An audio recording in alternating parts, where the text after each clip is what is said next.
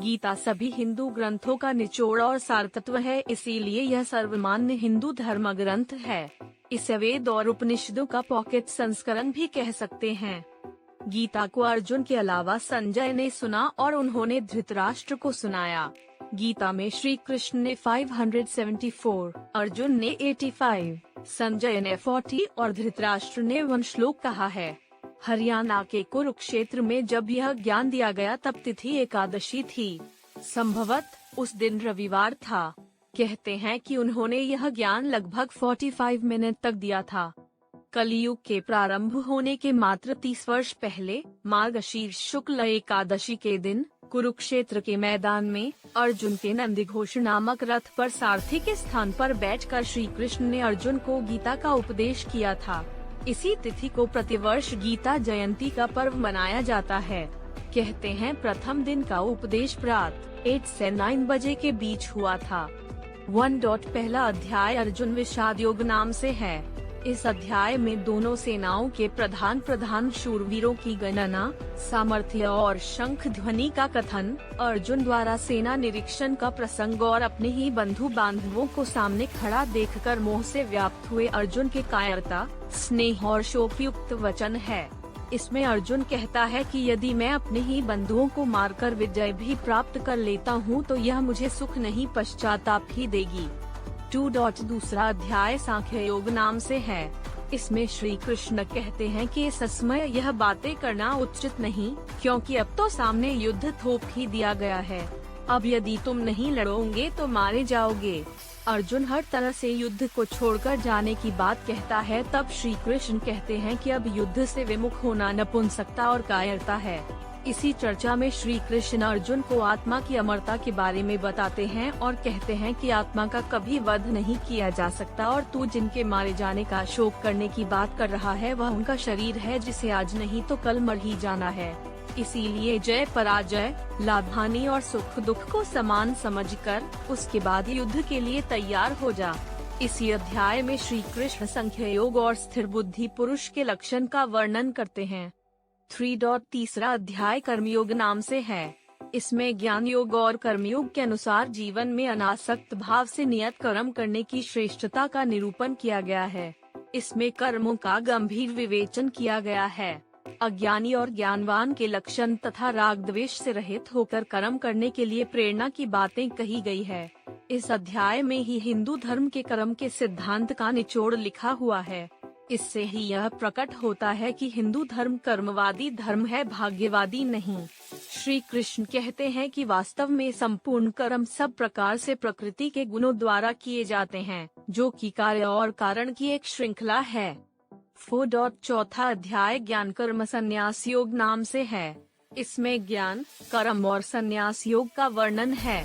सगुण भगवान का प्रभाव और कर्मयोग का विषय, योगी महात्मा पुरुषों के आचरण और उनकी महिमा, फल सहित पृथक पृथक यज्ञों का कथन और ज्ञान की महिमा का वर्णन किया गया है।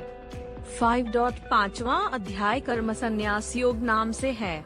इसमें सांख्य योग और कर्मयोग का निर्णय, सांख्य योगी और कर्मयोगी के लक्षण और उनकी महिमा, ज्ञान योग का विषय और भक्ति सहित ध्यान योग का वर्णन किया गया है। उपरोक्त सभी योगों के वर्णन में अध्यात्म, ईश्वर, मोक्ष, आत्मा, धर्म नियम आदि का वर्णन है, किसी भी प्रकार के युद्ध करने का नहीं।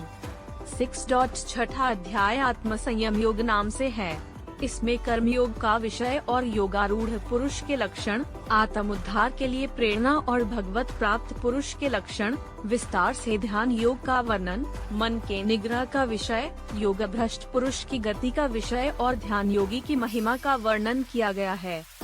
7. सातवां अध्याय ज्ञान विज्ञान योग नाम से है। इसमें विज्ञान सहित ज्ञान का विषय, संपूर्ण पदार्थों में कारण रूप से ईश्वर की व्यापकता का कथन, आसुरी स्वभाव वालों की निंदा और भगवत भक्तों की प्रशंसा, भगवान के प्रभाव और स्वरूप को न जानने वालों की निंदा और जानने वालों की महिमा का वर्णन किया गया है। 8. आठवां अध्याय अक्षर ब्रह्म योग नाम से है। इसमें ब्रह्म, अध्यात्म और कर्मादि के विषय में अर्जुन के 7 प्रश्न और श्री कृष्ण के द्वारा दिए गए उनके उत्तर है। भक्ति योग का विषय और शुक्ल एवं कृष्ण मार्ग के रहस्य का वर्णन है। 9. 9वां अध्याय राजविद्या राजगुह्य योग नाम से है। इसमें प्रभाव सहित ज्ञान का विषय है। इसमें जगत का ईश्वर से संबंध और प्रकृति तत्वों की चर्चा है। इसमें जगत की उत्पत्ति का विषय, भगवान का तिरस्कार करने वाले आसुरी प्रकृति वालों की निंदा और दैवी प्रकृति वालों के भगवत भजन का प्रकार, सर्वात्म रूप से प्रभाव सहित भगवान के स्वरूप का वर्णन, सकाम और निष्काम उपासना का फल और निष्काम भगवत भक्ति की महिमा का वर्णन है। 10.10वां अध्याय विभूति योग नाम से है। इसमें भगवान की विभूति और योग शक्ति का कथन तथा उनके जानने का फल और प्रभाव सहित भक्ति योग का कथन, अर्जुन द्वारा भगवान की स्तुति तथा विभूति और योग शक्ति को कहने के लिए प्रार्थना, भगवान द्वारा अपनी विभूतियों और योग शक्ति का वर्णन है। विभूति अर्थात सिद्धियां और शक्तियां। 11.11वां अध्याय विश्वरूप दर्शन योग नाम से है। इसमें विश्वरूप के दर्शन हेतु अर्जुन की प्रार्थना, भगवान द्वारा अपने विश्वरूप का वर्णन, संजय द्वारा धृतराष्ट्र के प्रति विश्वरूप का वर्णन, अर्जुन द्वारा भगवान के विश्वरूप का देखा जाना और उनकी स्तुति करना, भगवान द्वारा अपने प्रभाव का वर्णन और अर्जुन को युद्ध के लिए उत्साहित करना, भयभीत हुए अर्जुन द्वारा भगवान की स्तुति और चतुर्भुज रूप का दर्शन कराने के लिए प्रार्थना, भगवान द्वारा अपने विश्वरूप के दर्शन की महिमा का कथन तथा चतुर्भुज और सौम्य रूप का दिखाया जाना, बिना अनन्य भक्ति के चतुर्भुज रूप के दर्शन की दुर्लभता का और फल सहित अनन्य भक्ति का वर्णन है। 12.12वां अध्याय भक्ति योग नाम से है। इसमें साकार और निराकार के उपासकों की उत्तमता का निर्णय और भगवत प्राप्ति के उपाय का वर्णन है और इसमें भगवत प्राप्त पुरुषों के लक्षण बताए गए हैं। 13.13वां अध्याय क्षेत्र क्षेत्रज्ञ विभाग योग नाम से है। इसमें ज्ञान सहित क्षेत्र क्षेत्रज्ञ के विषय का वर्णन है और ज्ञान सहित प्रकृति पुरुष के विषय का विशद वर्णन किया गया है, अर्थात स्थिति, ज्ञान, आत्मा, परमात्मा और पंच तत्वों का रहस्यमयी ज्ञान है। 14.14वां अध्याय गुणत्रय विभाग योग नाम से है। इसमें ज्ञान की महिमा और प्रकृति पुरुष से जगत की उत्पत्ति का वर्णन है। सत, रज, तम तीनों गुणों का विषय का विशद विवेचन है। इसके अलावा भगवत प्राप्ति का उपाय और गुणातीत पुरुष के लक्षण बताए गए हैं। 15.15वां अध्याय पुरुषोत्तम योग नाम से है। इसमें संसार को उल्टे वृक्ष की तरह बताकर भगवत प्राप्ति के उपाय बताए गए हैं। इसमें जीवात्मा के विषय का विशद विवेचन और प्रभाव सहित परमेश्वर के स्वरूप का वर्णन किया गया है और इसमें क्षर, अक्षर, पुरुषोत्तम के विषय के भी विशद वर्णन है।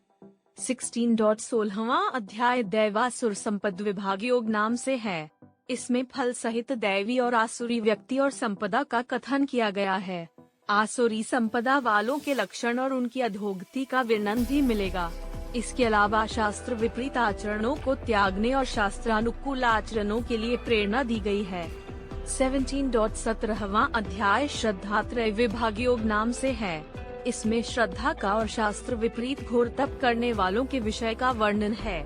इसमें आहार, यज्ञ, तप और दान के पृथक पृथक भेद बताए गए हैं। इसके अलावा ओम तत्सत के प्रयोग की व्याख्या की गई है। 18.18वां अध्याय मोक्ष संन्यास योग नाम से है। इसमें त्याग का विशद वर्णन, कर्मों के होने में सांख्य सिद्धांत का कथन, तीनों गुणों के अनुसार ज्ञान, कर्म, कर्ता, बुद्धि, धृति और सुख के पृथक पृथक भेद का वर्णन, फल सहित वर्ण धर्म के विषय का वर्णन, ज्ञान निष्ठा का वर्णन, भक्ति सहित कर्मयोग का विवेचन और अंत में श्री गीता जी के महात्म्य का वर्णन है।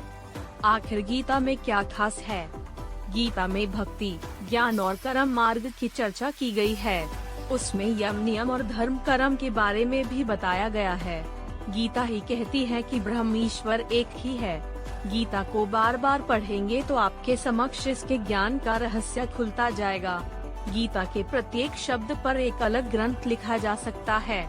इसका कोई सा भी अध्याय अन्य अध्याय का रिपीटेशन नहीं है। विषय भले ही एक हो लेकिन प्रत्येक अध्याय में अलग ही तरह का ज्ञान है।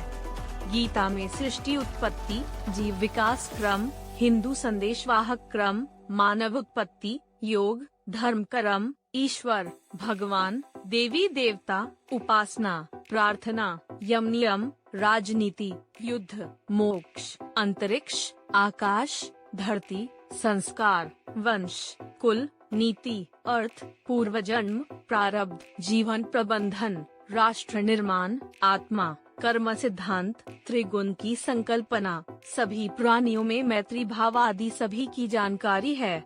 गीता का मुख्य ज्ञान है कैसे स्थित प्रज्ञ पुरुष बनना, ईश्वर को जानना या मोक्ष प्राप्त करना। श्रीमद् भगवद गीता योगेश्वर श्री कृष्ण की वाणी है। इसके प्रत्येक श्लोक में ज्ञान रूपी प्रकाश है जिसके प्रस्फुटित होते ही अज्ञान का अंधकार नष्ट हो जाता है।